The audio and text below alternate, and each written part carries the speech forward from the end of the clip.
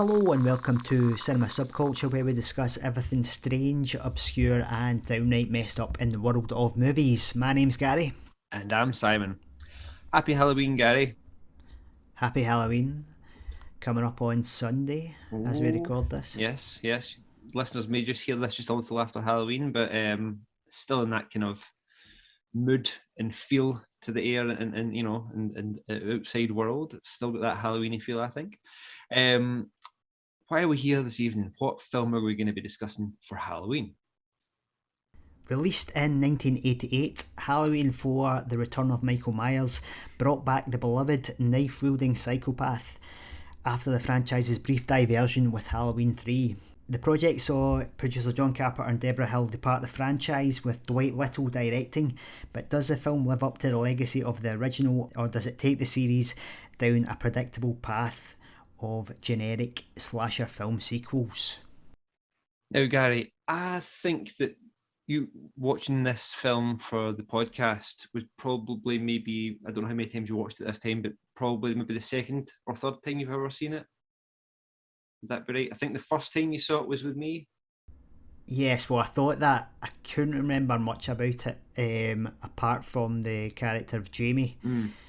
But I always had like that in my memory, but I couldn't remember if that was from 4 or 5. But I've not seen it since that original time. Yeah, I think we did like a full day of what we watched them all, except for Halloween 3. Only because we So got was to it Halloween one, 3. one, two, three, four, five? I think we watched 6 as well. Really? Yeah, maybe. But the reason we never watched Halloween 3, not for any dislike of the film, I think we mentioned this our last time we spoke about Halloween 3, but it was the fact that I only had it in VHS and not in DVD, and the drop in quality going from DVD to the crappy VHS copy I had was pretty stark. Right. So we just thought, you know what, we'll just skip it. So I kind of remember your thoughts on this film the first time we saw it. Goodness me. I mean, basic top level thoughts. Right. Pretty much. I'll let me find out what you thought about it this time. Well, watching this movie, really remembering nothing about it, I kind of feel like it's an effective slasher, kind of pacey, kind of no nonsense, but just maybe lacking a bit of invention. There's no real flash. It's pretty predictable. One of the things about Halloween, I think the sort of essential Halloween DNA is kind of indestructible, in the sense of Michael Myers chasing somebody with a knife. It's Halloween, it's nighttime, and you've got the Halloween theme playing. That's kind of always going to be rock solid, I think. But I think maybe this film suffers from, it doesn't have a lot extra going on to build upon that. It's sort of a bit thin on the ground, and you kind of ask yourself, it just becomes that, it gets into that predictable slasher fare where it's just kind of a rehash of what we've already seen. Saying that, I mean, all the main slasher franchises suffer from that, and to some extent that's by design, because that's what audiences want, isn't it? They just want their favourite slasher character to kill people in fun ways. So some ways that's an unfair criticism, and especially with this film, as I understand it, after Halloween 3, audiences were disappointed that it had the Halloween title but Michael Myers was not involved. So that's why there's a sort of a need to bring him back. But for me personally, as a viewer, I would like a bit more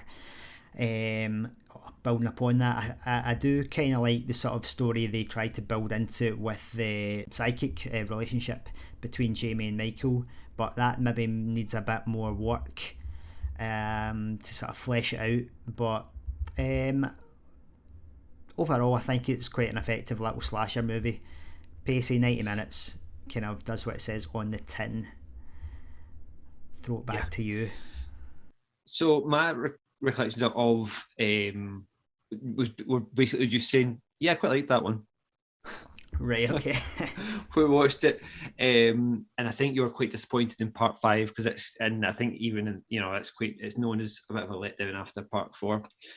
Yeah, I mean, this is probably one of the better sequel. Well, yeah, this might be the best sequel of the kind of original, timeline in quotation marks. Is that there's multiple timelines now in the Halloween franchise. Um, Halloween 2 is a hard one to kind of classify because it does feel so connected to the original, and it follows up on that so well, and it's shot with much of the same cast and crew, including the DOP who shot it, Dean Cundy. So that's quite hard to kind of separate into its own, is it a good sequel type thing. But for this one, it was kind of the 10th anniversary of the first film.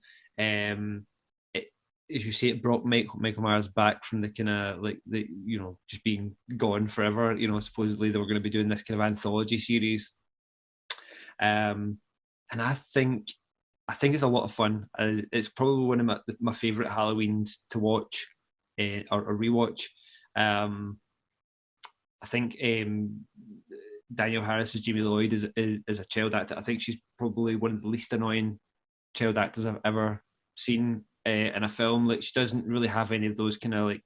I don't think there's anything that really stands out from her as being like, oh God, why why did this have to be a child character? Like kind of annoyances that you sometimes get. I think she's quite believable. She's you definitely feel quite a emotional connection to her as the kind of like secondary final girl almost to the Ellie Cornell character. Um, so yeah, I think this is the only thing that lets this film down for me and legions of fans of the Halloween series, is the actual look of Michael Myers and the mask, which is is a bit of a letdown, especially when you see the poster. It's quite prominently the Halloween 1 mask. And then you see what you get, and it kind of looks like, well, it's been described as Data from Star Trek Next Right. Generation, but with a finger up his Right. ass.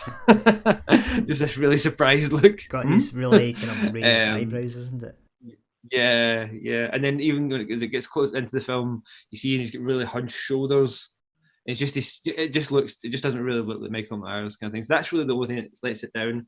We get the return of Donald Pleasance.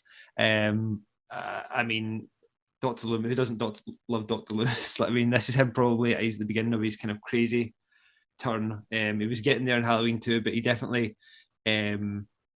wow, he kind of goes all out here, and then that kind of leads into his performance in the fifth one. I kind of like the fact that, I feel that they do change up a few things about the slasher tropes. Maybe we can chat about that in a bit. But like, for example, the fact that Loomis goes to the town of Haddonfield, and the cops kind of reluctantly, but they kind of like, you know what? Yeah, okay, we believe you. He's coming. We're going to do something about it. Let's call the troops in or whatever. So yeah, I've got a lot of love for this film. I think it's well made. It's well written. It's definitely very it's very based template wise on the first film. I mean, if you look at all the kind of the beginning, middle, and end, it's very there's elements from that first film. Like Michael Myers breaking out of an insane asylum. Going after a member of his family. Like even the ending with the character wearing the clown costume killing a family member. It's definitely, there's all these kind of things, and Loomis coming into the town. So it's almost like carbon copy in a way, modeled after that first one. But I think it still works. I think it's, as you say, it's paced well enough that it's still fun, and you kind of like, and everyone is likable character wise, and I think you kind of go along with it. But yeah, I'm a big fan of this film. Looking at possibly some of the differences from the previous movies, is it right to say this is something that I noticed or appeared to notice, that we don't have as much POV camera as we have in at least one? I'm not sure about two. Two doesn't have as much. It's kind of like at the beginning of two. There's some POV, but I think that was a very conscious thing that they chose to do. I believe the director chose to do in this film. They wanted to there's a couple of moments of POV. I think one of them's from from Michael's point of view and one is from Jamie's point of view. But I think they kind of wanted to. I think because they knew what they were maybe doing at the end, Right, they wanted to okay. kind of leave That's that quite out. a crucial scene. Use of Maybe, that right at the end. Yeah. yeah, at yeah, calling back to the very beginning of the first one. But it is weird that that had been quite. That's quite a Michael Myers thing, especially from the first one. If you're right, the POV thing is. Is it fair to say we maybe don't get in as much of that kind of the tension of the sort of voyeurism from that POV that we maybe get, that adds a bit of like Yeah, uneasiness that we maybe get from the original. I think you're right, and I think part of that might be explained with, and you're saying there's a lot of, this is quite a kind of by the numbers slasher in certain ways, but I think it's quite telling that Halloween 2, so the previous film that had Michael Myers in it, was released in 1980, which was the year that Friday the 13th came out. This film was released 8 years later in 1988. By that time, there had been seven. There was a seventh Friday the 13th coming out that year. So they had already not had Jason, killed him off, brought him back as a zombie, you know. So I think by this point, and then there was like, I think 4 or 5 Nightmare on Elm Streets as well. So at this point, I think the slasher genre had moved towards being about the killer rather than about his point of view. It was about, you wanted to see Michael Myers, you wanted to see Jason, you wanted to see Freddy. You don't necessarily want to see them looking at other characters who you don't know. I think that maybe that had also been became a bit of a cliche at that point as well. Yes, I suppose. I mean, I'm trying to think, like, other than Friday the 13th, Friday the 13th Part 2, I think, does it a bit, the POV thing, but they kind of stopped it as well a little bit, or doing it as much. I think that, yeah, you're right, it has become a cliche, but I think as these, the reason obviously they brought Michael Myers back was really because there was a thirst there for these kind of characters, these anti-hero kind of, or antagonists that you want to root for, characters. So I think that you want to see them, or they wanted us to see them. Sure. There's a few scenes that kind of irked me in the film, but this is a wee kind of niggle I had even going back to the first Halloween, about sort of Myers' motivation. I don't mean to be too picky, but the certain scenes where they feel like they're only happening for the sake of a good jump scare, like a sort of contrived setup. Particularly in this film, the scene where Myers waits in the chair after he's killed the police officer, which seems to contradict, that seems to suggest that he's sort of a calculated killer who likes to sort of toy with his prey. But that, for me, that always contradicted the idea that, from like Dr. Loomis's patter, that he was just a wild animal, sort of animalistic killer, nothing going on inside. But I don't know if I agree. I mean, well, on you go. Yeah, just because there was the famous scene from the first movie where he puts a sheet over himself and pretends to be a ghost.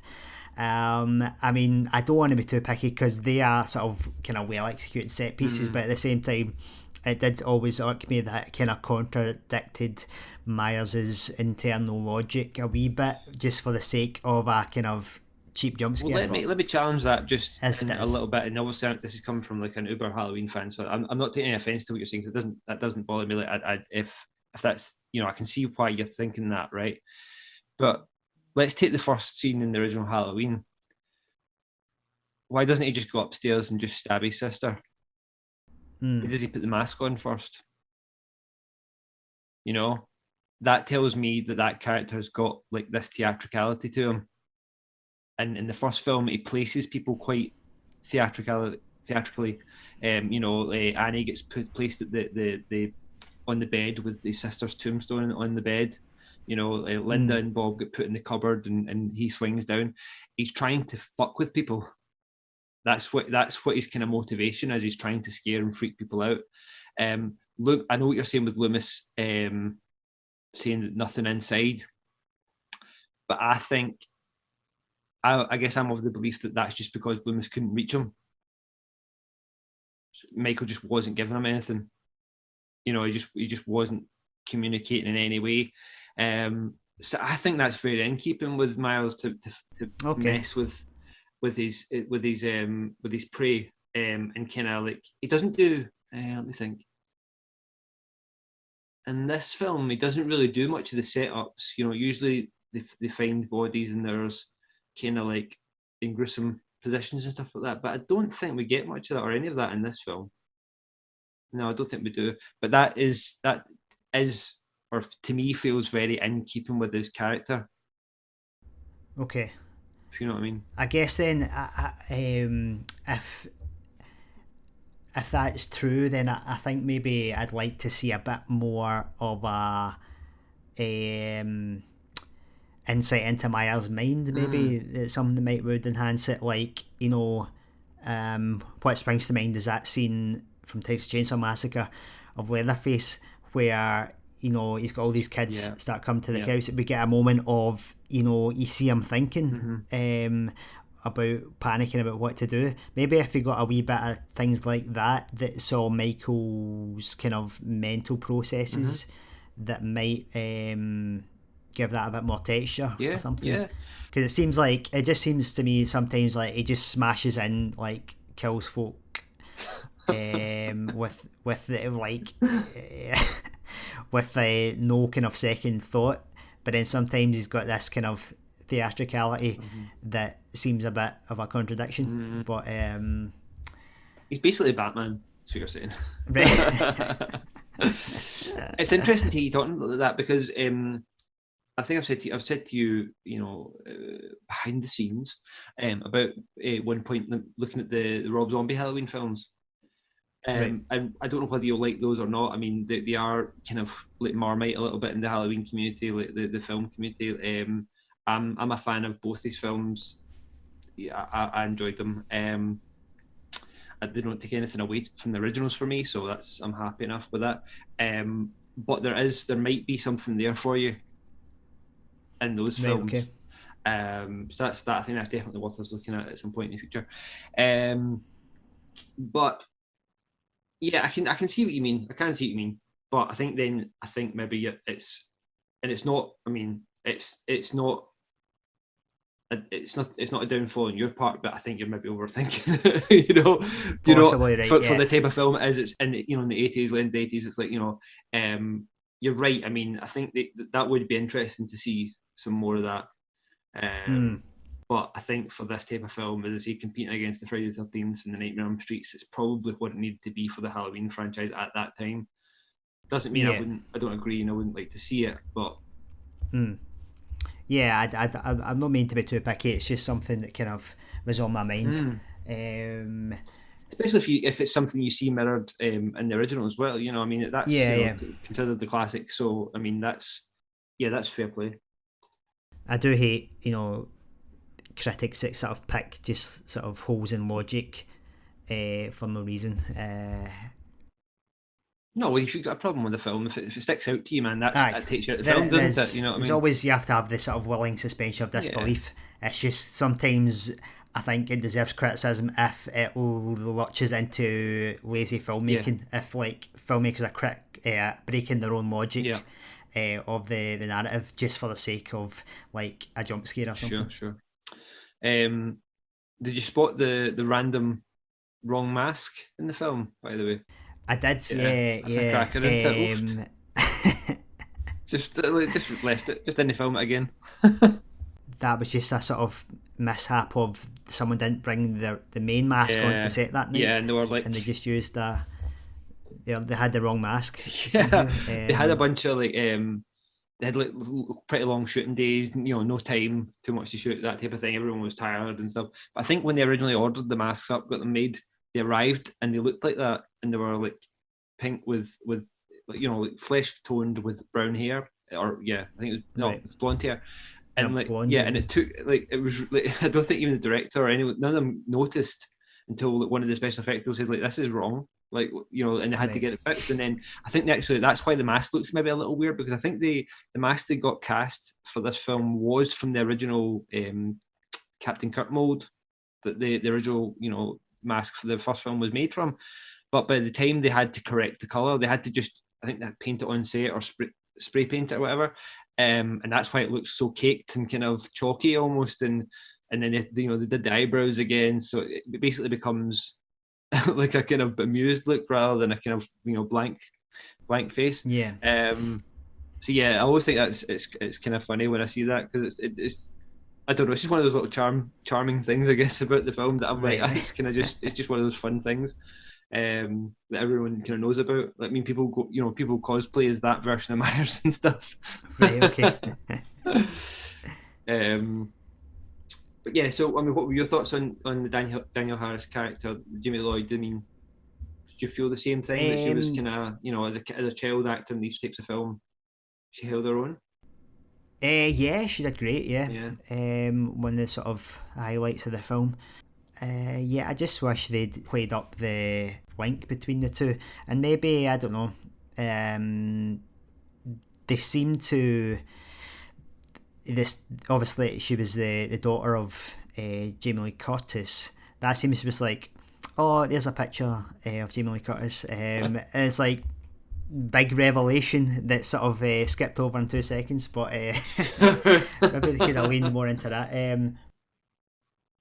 Yeah, I guess, yeah, I know what you mean. It's hard coming to like try to think about, because I think I had seen, I saw these all out of order the first time I saw them. I think I saw Halloween 6 first, right? So I already knew about Jamie Lloyd and the character of Jamie Lloyd, and then I went back as I got them, and I think,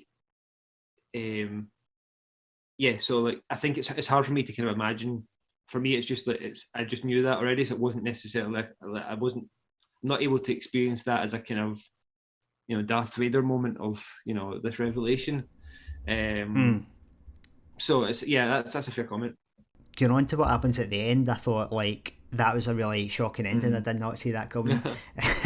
The film has sort of kind of lapsed into a sort of predictable kind of outcome, and then suddenly at the end, I did not see that coming. I thought that was great, and then Loomis's reaction, Donald Pleasance's performance there is amazing. It's really, it's good. And I was watching something recently, and they were talking about it, and it's funny, like I always like, that reaction is always awesome, because it's like he's just gonna end it. Like he's like, this can't happen again, and Sheriff Meeker like grabs the gun off him to stop him, but immediately points it at whoever he's pointing it at, like without even thinking about it. So I don't know what I don't know what the plan was there. Like why he wasn't just gonna let Loomis take the shot, Right. But yeah, no, it's a really good ending, and kind of take on its own without knowing how Halloween 5 kind of goes. One of the better endings in the series, probably the best since the original, I'd say. Endings, but yeah. So you went back to watch Halloween 2, I think, in preparation for this. Did you? I just sort of thought that I'd kind of like to see what happened in Halloween, because we definitely must have watched that at the same time then, but I couldn't remember anything about it. So I kind of thought, I'll give that a watch just to sort of fill in that blank that I had between 1 and 4. And I thought that was kind of much the same as this one in terms of quality. So for me, just talking about going from Halloween to this film, I think I saw Halloween 4 before I saw Halloween 1. I think I almost watched these in like some sort of reverse order. I think I probably watched 6, 4, 5, then 1, then 2, or something like that, right? I think probably seen 1 before I've seen 4 and 5. But so for ages I didn't see 2, right? I hadn't seen 2, and it was only, I think, because I couldn't find it on VHS anywhere at the time, and it was never, these things were never on TV at the time, and I watched 4, and it opens up with a guy telling the characters, the people that collect Michael Myers, that his doctor tried to burn him, right? And I was like, all right, okay. And you see Loomis and he's burned, and you're like, all right, okay, cool, that's fine. But then once I eventually managed to track Halloween 2 down, I think Blockbuster had it in that, it was like a combination set, so it was like Halloween 1 and 2 on the same VHS, so it just continued on to the second one. Once I actually finally saw it and then saw the ending to Halloween 2, I was like, how the hell did we get how did anyone survive that? Right, okay. I was like Michael walks out in a burning cinder, and like you never see Doctor Loomis. Like, I was expecting Yeah. Loomis to show up at the end of two, like going, "Oh, phew, I'm getting burned, eh? Sure, I'm burned." Or like the Austin Powers, like I'm still alive. He Just came out of that badly well, injured, just a wee right? kind of Just a wee disfigured cheek. scar, aye. Aye. And he's moaning about it as Right. well. Jesus. So, anyways, that was always quite a big surprise for me. And I was listening to a commentary recently on this film with the writer, Alan McElroy, and they'd actually written a scene at the beginning of this film that was meant to be filmed, but I think they just didn't have the time or money or whatever. But it was going to be basically just this hospital room that the camera pans out from. Wall, sorry, that the camera pans out from. Once it hits a certain point, there's an explosion, and we see like Dr. Loomis getting blown backwards out of the room, kind of thing. And that was going to be tying in from Halloween 2. I think there was also a conscious effort in the kind of producers to move away from any sequels and kind of tie it more to the first one. So even though you really need to include Halloween 2 because of the sister thing with Laurie Strode and because that's not mentioned in the original. I think they were trying to move away a little bit from that, but I always thought that'd be quite cool if there had been, at least some explanation of how the fuck Dr. Loomis come away with just like his Right. skin rash that he had. Get some cream in that. Right. It'd be fine. So I always thought that was quite interesting. But yeah, I mean, I think this is one of the only Halloween films. I mean, maybe the newer ones have been a little bit better at this. But to have like a proper, even from the original, like a proper kind of, that I've talked about that Halloween feel that you get around at this time of year, especially, well, I mean, particularly over in this country. But this one has that kind of autumny kind of feel. I think even right from the opening, you get that kind of sensation of Halloween feel that Halloween 3 had, and I think this film has as well. So it's kind of nice to have that kind of it's a good watch around about this time of year if you're into these films. Cool. Yeah. So, what was the sort of backstory for Carpenter and Hill leaving the project? Because they were sort of wanted to create the whole anthology series. I think is that right? Yeah. They didn't want to repeat anything from the Michael Myers storyline because they felt it had been sort of done, didn't they? Yeah. So on the Halloween 1, they made Halloween 1. They were happy with that, and then inevitably the part, they owned some of the rights, and then Mustafa Akkad and Irwin Yablans owned some rights, and they wanted to make a sequel. So like, Carpenter always tells the story that he was kind of like strong-armed into making a sequel, and he wrote it while just getting drunk. He just kept getting drunk and just writing this stuff and just writing. And then he didn't direct the sequel, but he ended up shooting some scenes, here and there, just kind of, they wanted to up the gore a little bit, because again, like Friday the 13th was coming out and stuff like that. I think it was 81, Halloween 2, and Friday the 13th had been the year before. So they wanted to try and compete with that. So after that, they wanted to, another sequel, and Carpenter, Deborah Hill wanted to do something different. They thought Michael Myers is dead, literally killed him off at the end of the last one, and Loomis, right, as far as they were concerned.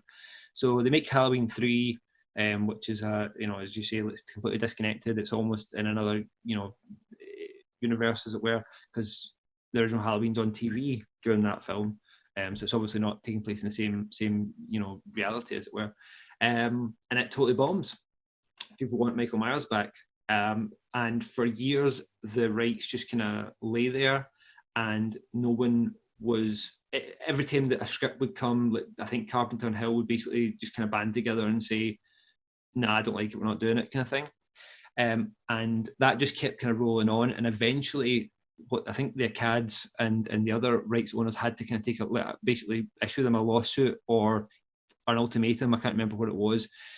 They were basically going to sue them if they didn't let them do something with the rights to the film. They were basically stopping them from being able to make money from owning the rights. So they were going to sue them in that way. And I think they managed to get some kind of involvement from Carpenter by saying that, we're going to make this film now.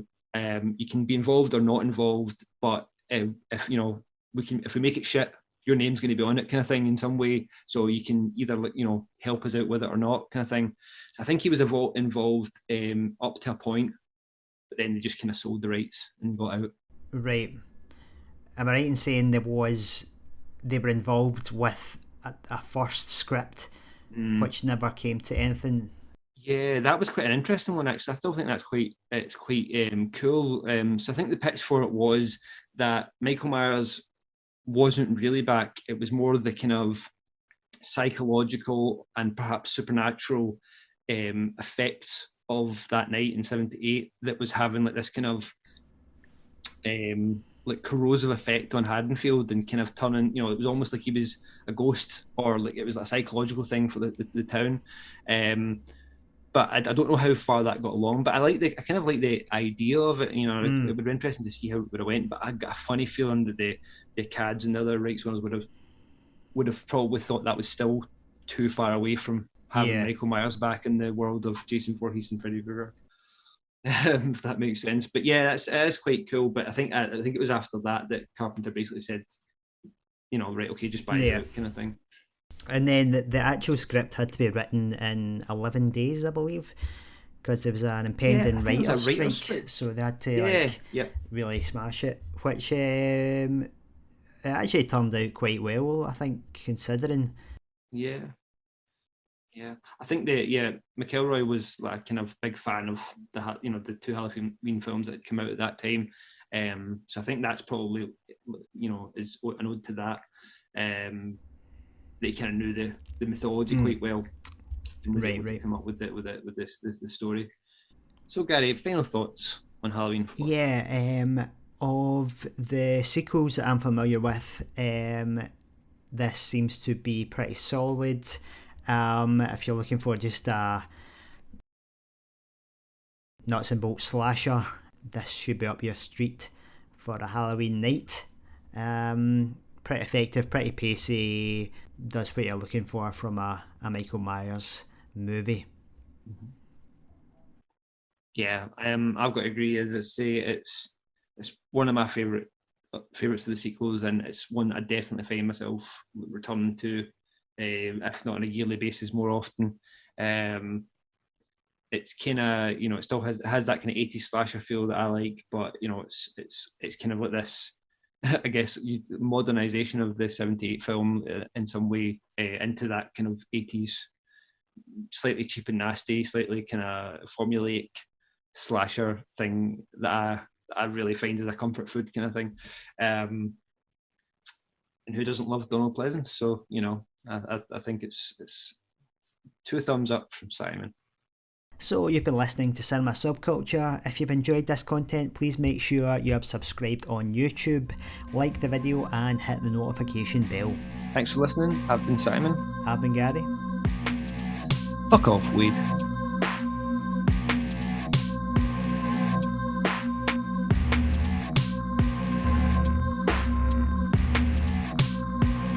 I just think it's also always so harsh. Fuck off, Wade.